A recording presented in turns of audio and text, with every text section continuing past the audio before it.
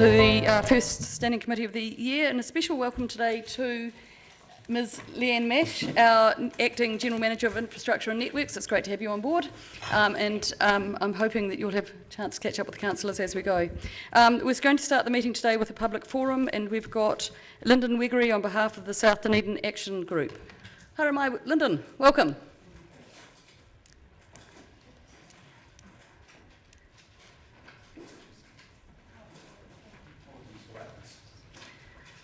We haven't started the meeting yet. It's the forum first. And we've all got some information from you, Lyndon, and we'll give you 5 minutes. Thanks.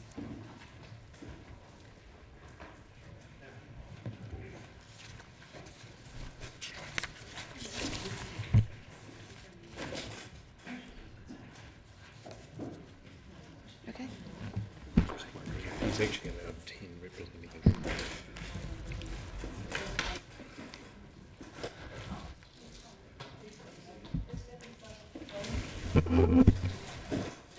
Lyndon, please go. Thank you, Madam Chairperson and Councillors, for this opportunity to speak to you on behalf of the residents of Surrey Street this afternoon. I'd like you to recognise sitting with me are the Chairperson on my right, Greater South Dunedin Action Group, Ray McLeod, and on my left, Mrs Margaret Wade of 123 Surrey Street, who with friends went around last week and gathered signatures on a petition that is formally presented to you this afternoon. Both Ray and Margaret are happy to answer questions you may have after this presentation. As you'll be aware, through a series of public meetings since June 2015, the Greater South Dunedin Action Group is privileged to have a serious mandate from 10,000 residents that live in the area, and also continues to advocate for the safeguard of an estimated $4.1 billion worth of assets. As part of that mandate, we thoroughly support this petition, see Appendix A in your attachment, which seeks the urgent attention of Council to reinstate the Surrey Street diversion project that was included in the 2015-16, 2024-25 long-term plan.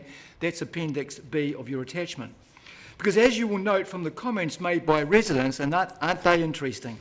Everyone is fed up with sewage running down their street every time it floods in South Dunedin. This project was put in because the infrastructure strategy identified it as one of 5 major areas of concern for Dunedin City's wastewater network.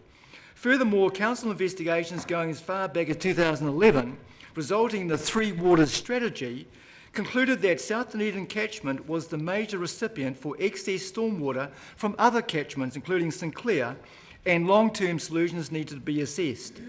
The historic problem for Surrey Street residents is that there is a major sewage pipe running from west to east along their street, which gets infiltrated by floodwaters through the cross connection situated on the corner with Hillside Road. The strategy also recognised that a do-nothing option was in serious risk of compromising local residents' health and safety. That is why the Surrey Street diversion was properly investigated as a capital works project and faithfully included in the 2015 long-term plan at an estimated cost of $4 million. The work that supported the 3 waters strategy identified that the root cause of the Surrey Street issue is the inflow and infiltration of stormwater in the Kaikoura Valley area, which flows primarily through the Caversham Tunnel down to South Dunedin. Because of obvious overflow concerns to the Kaikoura stream, renewal of the Kaikoura Valley stormwater system was favoured first. As you know from staff reports attached to the 30 August 2016 agenda, which is Appendix C on your attachment, Phase 1 and 2 renewals were designed to achieve this objective as they were completed. Part of this deal was to faithfully monitor the hopeful effectiveness of this work on Surrey Street. That's page 19 of that agenda. Unfortunately, apart from the ongoing sewage flooding, much to the stress of local residents, no one, including I suggest yourselves, is any wiser, as no updates apart from the need to re-tender Phase 3 have been given to Council in any subsequent 3 waters activity reports to this committee. All I do know is that when Laura McInerney was Group Manager, Water and Waste, she advised me by email on 21 January 2016 that Council staff were planning to progress to the design stage of the Surrey Street diversion early in the 2016-17 financial year, with a flow monitoring program study tentatively programmed before December 2016. I don't know whether that was faithfully carried out, because if it was, and if it was done, and a bypass for Surrey Street still needed, then construction should have taken place in the last 8 months. But as the petition shows, if the reality is that nothing has been done, it hasn't worked, despite the good progress made by Council in Kaikorai Valley with its phases 1 and 2 stormwater renewals. This is further confirmed by the advice given to me by Laura that the stormwater renewals budget for 17-18 did not include any expenditure on South Dunedin. We note there is no Three Waters activity report attached to your agenda, so councillors do not have a briefing on last Thursday week's floods. Fortunately, we do, as one of our members, and you will know his name because that's Appendix C, small a, who has a local background in stormwater management, reported back to us and had this to say, and I summarise. There was a lot of ponding in Surrey Harges Crescent, and this was largely the impact of the Forbury Aqueduct, overflowing at McAndrew Road and Sandringham Street. The Forbury Aqueduct is probably undersized and maintenance is critical as it silts up regularly. In the late 60s, mud tanks on Forbury Road, which were connected to the Forbury Aqueduct at McAndrew Road and Waikola Avenue, were redirected to the South Dunedin system to avoid these overflows. It was only partially successful.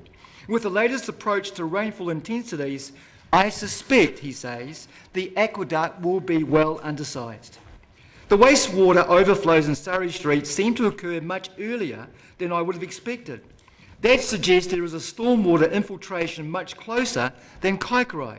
Parts of Mornington, Caversham, Corstorphine also flow via Surrey Street. I was never confident that the renewal work in Kaikorai Valley would solve this problem. The amount of sewer replaced in Kaikorai Valley so far is only a small proportion of the catchment. Much of Halfway Bush, all of Kaikorai, all of Brockville, and those parts of Maury Hill, Roslyn and Mornington on the valley side of Highgate and Elgin Road. So there you have it, councillors, a lay observation from one who knows, seemingly confirming that Surrey Street and surrounds are under severe stress as it struggles to cope with overflows from other catchments. It is sad that council comments in last Saturday week's edition of the ODT were of cold comfort to Surrey Street residents. Talks of, and I quote, solutions to the flooding problem in South Dunedin were still several years away, but the council was working on it with $35 million set aside in the new 10-year LTP to double the capacity of South Dunedin's water system, but subject to 3 or 4 years in the planning. And the council would be communicating with affected residents about the timeline of any projects. Sorry, councillors, but those comments have not gone down very well, hence this petition. Now when you peruse the draft Three Waters Capital Works budget for the 2018 LTP, that's Appendix D, and see no new monies programmed till 2020, and further stormwater renewals put off till 2023, you can understand the frustration of Surrey Street residents in petitioning council now and not even waiting for the March consultations on the draft document. Having said all this, and thank you for your patience, I now invite Mrs. Margaret Wade on behalf of the affected Surrey Street residents to formally present the petition to you as the council.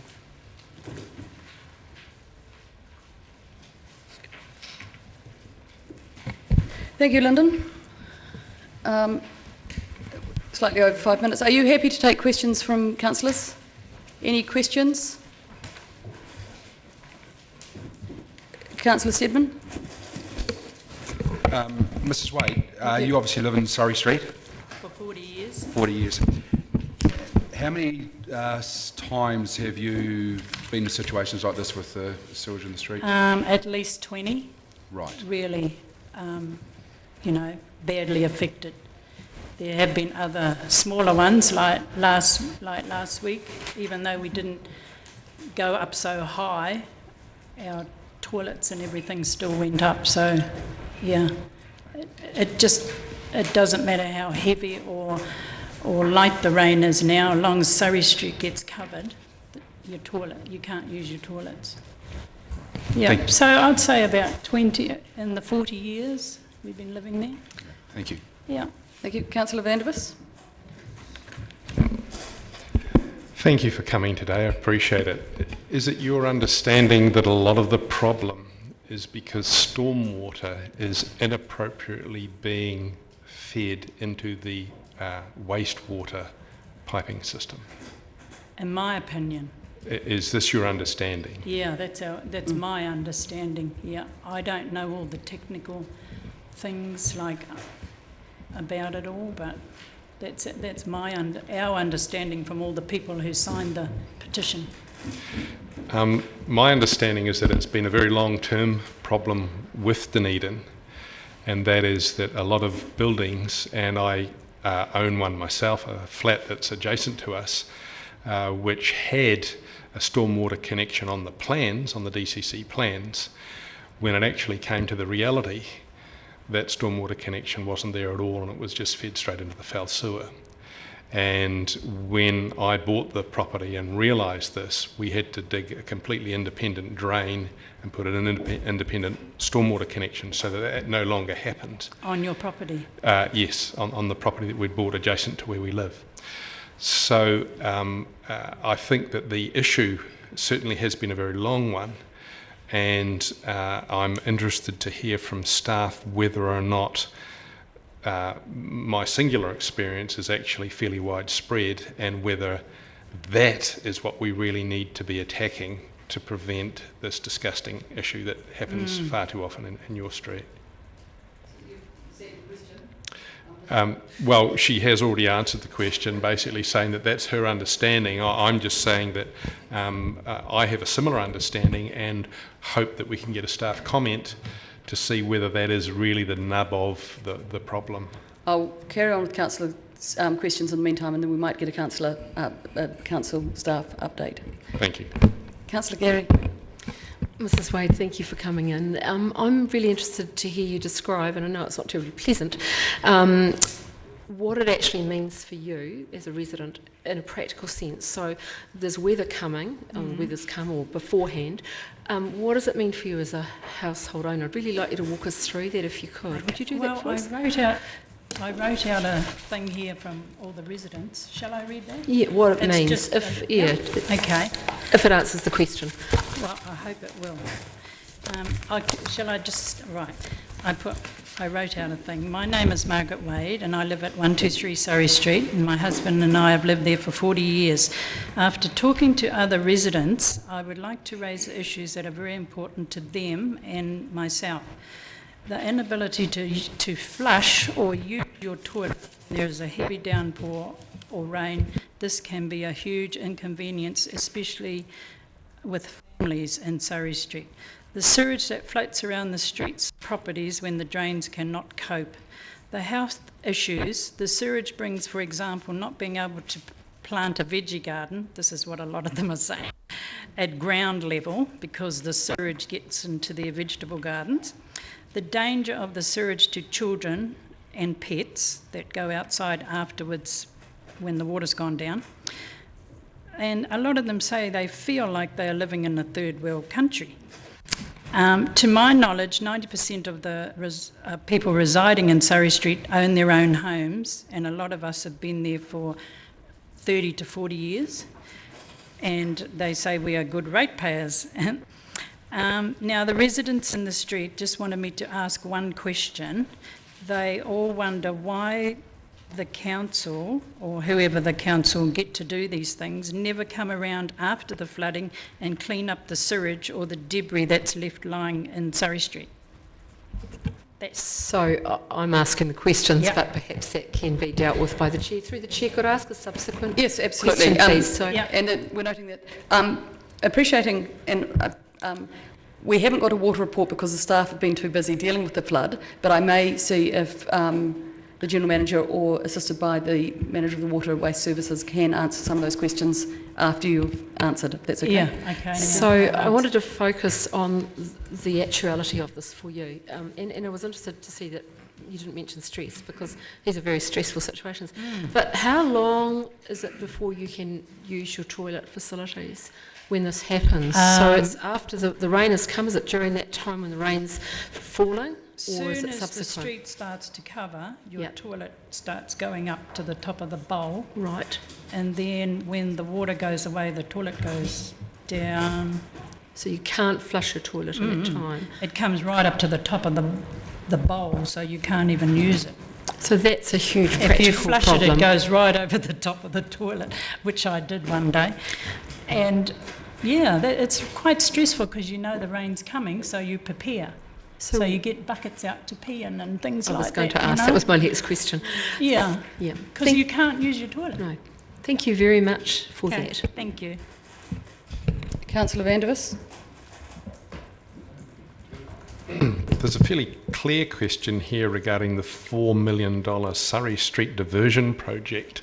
I'm wondering if we could have a comment from staff to clarify whether that's actually happened or not. Well, they're going to, we'll just do all the questions and then the staff will give some idea because there is no water report this time, if that's okay. Councillor O'Malley and then... Thanks very much for this, and I'm just looking at, it was Darryl Robinson that did the assessment. So he's making the assertion that even if we fix Kuiper Valley, there's actually a significant amount of stormwater coming in from other catchments, so that regardless of what you think about the timing of the KV program, his opinion is that that in and of itself may not necessarily give the answer we're looking for in Surrey Street. Yes, if you, thank you, Jim, for pointing that out. If you look at those minutes of 20 August 2016, I think it is, you'll see there that they were relying on phases 1 and 2 to really take the pressure off. Obviously, they've been completed now, and we've had a significant sort of flooding issue in Surrey Street notwithstanding. So I think that backs up Darryl's assertions that notwithstanding the good work done in Kuiper Valley, we still have a problem which needs to be addressed on the site around the area. And one of the things that we are suggesting to council is, for goodness sake, look at that cross-connection problem on the corner of Hillside Road and Surrey Street by the mobile petrol station. Why should every time it floods, the stormwater go straight into the sewer pipe there, and that's what's causing the problems with Margaret's house and all her neighbours? So I'm going to have a question then for staff about how we're assessing the relative contributions of the different zones. Thanks. Councillor Elder? Thank you for coming in this evening. It's great. And thank you, Senator, for supporting. I was just wondering, has the problem, do you think, gotten worse over the years? Definitely. And can you sort of describe it a wee bit? Well, how can I describe it? Well, the other day it actually happened quicker with less rain. I don't know how, but you know, we didn't get a lot of rain last Thursday, and the toilet just come up after about that much on the street. I took photos, so yeah, I think it's gotten worse. So, Like, it used to take quite a while Yeah. for the toilet to come up, but now it's pretty instant. Even the shower now, you can't have a shower. The toilet comes up in the shower as well, so it fills up the shower while you're standing there. yes, was it not nice stuff? No. So, yeah, no, myself, I think it's gotten worse. Okay. Yeah.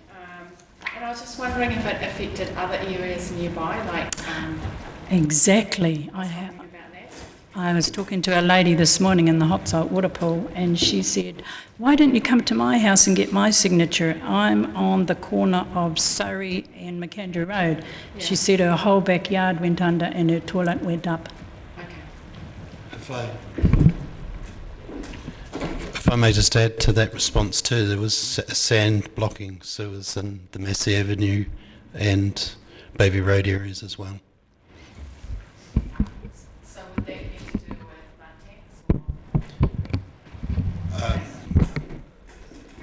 taps? If I'm reading Darryl's response or observations correctly, it would seem that some of that's coming via the Fulby aqueduct, dragging sand into the system. So there could be a number of reasons, but we're probably reasonably looking at a good clean out and bit of additional maintenance through there, just so that we don't get these events occurring so so easily.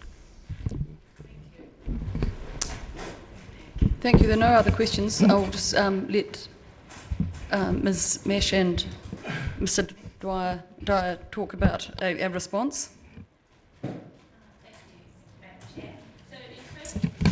I project. Thank you, Jim.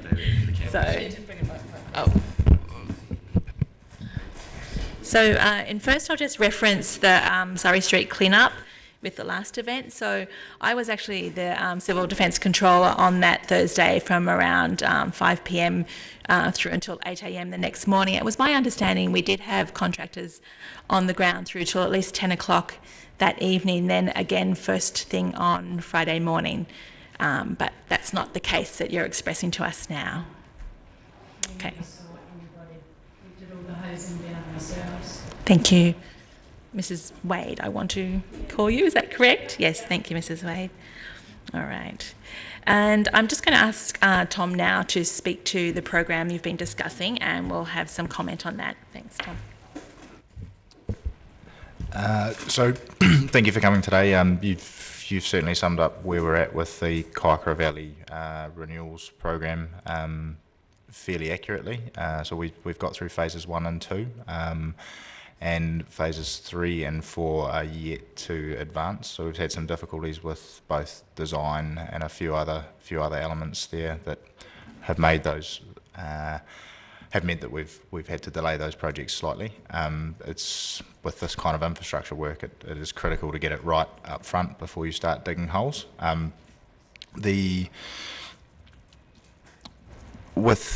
So we have also through this draft LTP acknowledged that some further work is required on top of the approach to renewing those pipes within Kaikoura Valley. So there's a $44 million package of work highlighted in there, which includes a pipeline from the bottom of Kaikoura Valley taking all of the wastewater flow, all of the existing wastewater flow through to Green Island Wastewater Treatment Plant instead of through the Caversham Tunnel and on to Surrey Street. When that work is complete, and it is a substantial piece of work and will take some time, that should all but eliminate that wastewater overflow issue in the Surrey Street area.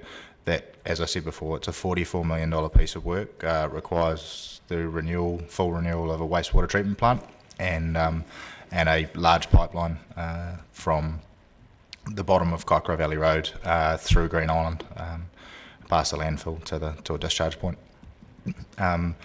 So we have acknowledged that work needs to progress, and believe that'll make a massive difference to the wastewater issue in the stormwater space. The Forbury Aqueduct is an issue, and it did overtop during the event on last Thursday.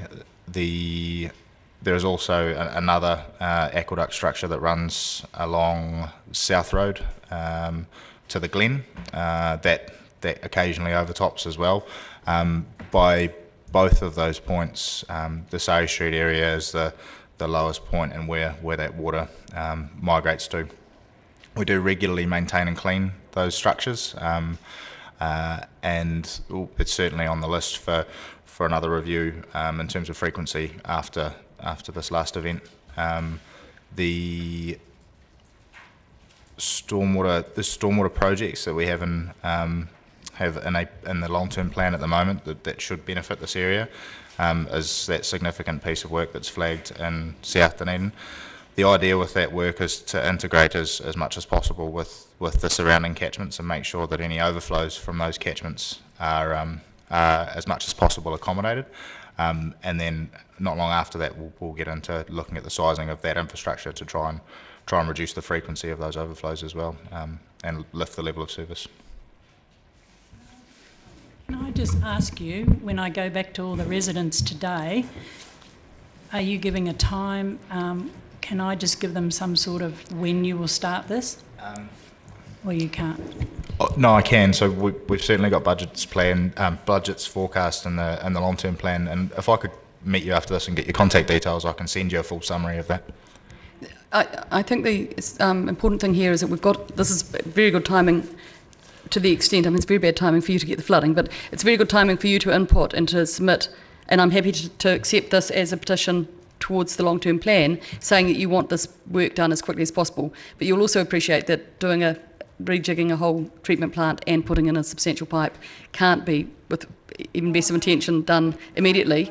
That, but some of them said, look, Yeah. can you just find out The time will frames. it be 20 years, will it be 30 years, you know, will it... I think the they- intent they of this just wanna council know. is not, it won't take that long, and I know So- that there's been emails around about that. So we'll start the work we should start the work in terms of building infrastructure within 5 and complete that work within 10 years.